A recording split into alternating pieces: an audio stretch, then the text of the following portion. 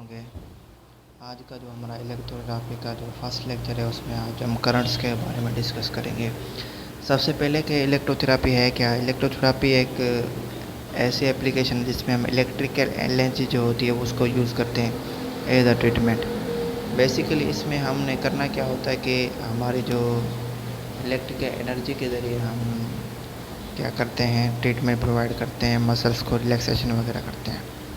इसमें बेसिकली जो स्टार्टिंग में ना करंट्स के बारे में दिया हुआ है कि करंट्स किस तरह से होते हैं। ठीक है, करंट होता क्या है, बेसिकली उसमें फ्लो ऑफ जो कि इलेक्ट्रॉन्स वगैरह होते हैं उनके फ्लो होता है। ठीक है, तो इनमें ना टाइप्स होते हैं, डायरेक्ट करंट, एसी करंट। जो डीसी डायरेक्ट करंट होता है ना उसका सिंगल पाथ होता है। ठीक है, और जो अल्टरनेटिव करंट होता है वो हमारा उसका जो पाथ है ना उसमें जो डायरेक्शन होता है वो चेंज होता रहता है। ठीक है, एसी करंट का ऐसे देख लो जैसे कि एक ट्रांसफार्मर होता है। ठीक है, वहाँ से जो हमें जो लाइट मिलती है घरों में वो एसी करंट होता है। डीसी करंट जो हमारी बैटरीज में होता है वो डीसी करंट होता है। ठीक है, आज हम लो फ्रिक्वेंसी करंट के बारे में डिस्कस करें जिसमें सबसे पहले है फेरेडिक करंट। इसका ड्यूरेशन शॉर्ट होता है और ये इंटरप्टेड डीसी करंट है जिसकी ड्यूरेशन 0.1 से लेकर 1 ms है और फ्रीक्वेंसी इसकी 50 से 100 हर्ट्ज तक होती है। ठीक है, इसके तो अनइक्वल फेजेज होते हैं, low intensity long duration current और high intensity short duration current होता है। ठीक है, ये हमारे लो फ्रीक्वेंसी करंट ऑपरेटर्स हैं, ये इसकी एक्सेसरीज हैं। ठीक है, अब जो मॉडिफाइड प्रेडिक्ट करंट क्या है कि हमने बेटर रिजल्ट्स के लिए हम प्रेडिक्ट करंट को सर्ज की फॉर्म में रखते हैं। मतलब कि टेक्निक लाइक कंट्रक्शन करवानी हो और मसल को रिलैक्सेशन करने हो तो हम उसको मॉडिफाई कर लेते हैं।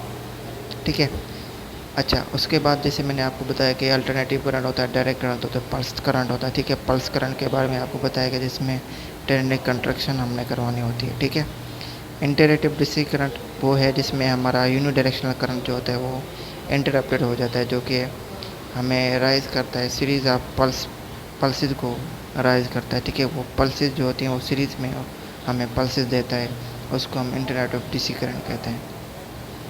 ठीक है, ये देखें पहले वाला अनमोडिफाइड करंट है, उसका करंट है ये सर्ज है, मतलब आहिस्ता आहिस्ता बढ़ रहा है। ठीक है, और दूसरा जो सर्ज इज़ वेरिंग ड्यूरेशन, मतलब कि सर्ज जो है वो ड्यूरेशन में चेंज होता जा रहा है। ठीक है, जिसमें तीसरा क्या है, वेरिंग इंटरवल है बिटवीन सर्जेस। और उसके बाद सातुथ है सबसे पहले, उसके बाद ट्रायंगुलर और ट्रेपेजोइडल है। ये हमारे surge form of Faraday current होते हैं। ठीक है, अब ये सबसे पहले हमारा डीसी करंट है। ठीक है, उसके बाद अल्टरनेटिव करंट है। जो अल्टरनेटिव करंट है ये साइनोसॉइडल वेव में होता है।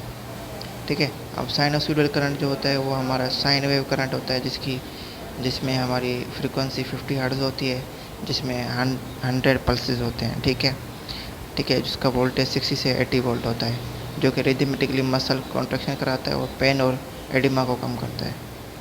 डायडायनेमिक करंट जो होता है साइनोसॉइडल होता है। ठीक है, इसमें जो हमारा मोनोफेज होता है वो हाफ साइनोसॉइडल होता है। अल्टरनेटिव करंट होता है जिसमें 1 वे डीसी कन्वर्टर होता है 50 हर्ट्ज का। ठीक है, उसके बाद डीएफ जो डाईफेज वाला जो होता है वो अल्टरनेटिव करंट होता है जिसमें 50 हर्ट्ज होती है और इसमें 2 वे डीसी कन्वर्टर होता है। ठीक है, अच्छा, बेसिकली इनका करंट्स का काम क्या होता है, पेन रिलीफ करते हैं, इन्फ्लेमेशन को कम करते हैं, स्वेलिंग को कम करते हैं, मसल की रीएजुकेशन करते हैं, हमारा जो सर्कुलेशन है उसको बेहतर करते हैं और टिश्यू हेलिंग को फैसिलिटेट करते हैं। ठीक है, उसके अलावा इस करंट के ज़रिए हमारी जो नर्व की ट्रांसमिशन होती है जिसमें रेस्टिंग स्टेट होता है, एक स्टिमुलेटिंग स्टेट होता है। ठीक है, रेस्टिंग स्टेट में जिसमें मतलब कि कोई भी काम नहीं होता। स्टिमुलेटिंग मतलब कि जब उसको हम स्टिमुलेट करते हैं तो हमारा स्टिमुलेटेड स्टेट हो जाता है। ठीक है, तो ये बेसिकली ये देखें आप, सबसे पहले ये रेक्टेंगुलर करंट है, उसके बाद सातुथ है, ट्रायंगुलर है, ट्रेपेजोइडल और डीप है, ये बेसिकली मॉडिफाइड होते हैं। ठीक है, ये सारी उनकी डायग्राम्स लिखी हुई हैं कि किस किस तरह के होते हैं। ठीक है, तो आज के लेक्चर यहाँ ऐड करते हैं। मुझे लेक्चर अच्छा लगा हो और इससे रिलेटेड कोई भी क्वेरी हो तो कमेंट कर सकते हैं। अपना ख्याल रखें। अल्लाह हाफिज़।